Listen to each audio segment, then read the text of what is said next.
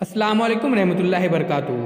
अज़ीज़ तुलबा व तालिबात, एक बार फिर से इस्तकबाल है आपका डिजिटल स्कूल में। आज हम जमात 7वीं मज़मून अंग्रेज़ी टॉपिक नेम न्यूज़ एनालिसिस इसका मुताला करने जा रहे हैं। इससे पहले चैनल को सब्सक्राइब कीजिए।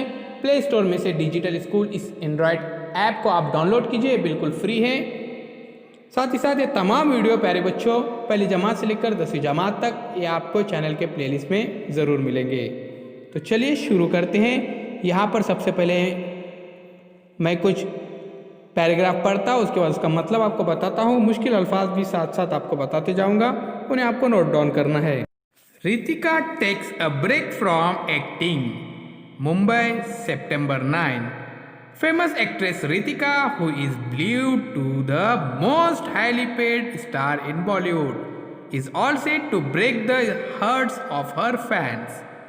In an informal chat with journalists, she revealed that she will not sign any more films after completing the big budget movie and next month. She refused to give any reason for her decision.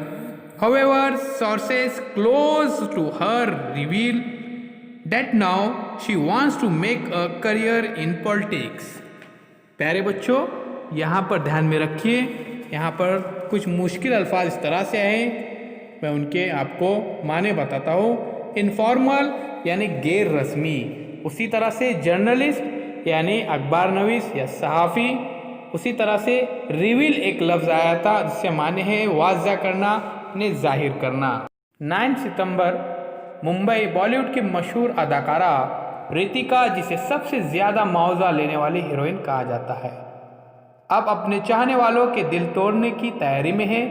उसने अखबार नवीसों से गैर रस्मी तौर पर बातचीत की, जिसमें जाहिर किया कि आइंदा माह वो अपनी बड़े बजट की फिल्म एंड मुकम्मल करने के बाद किसी भी नई फिल्म को कबूल नहीं करेंगी।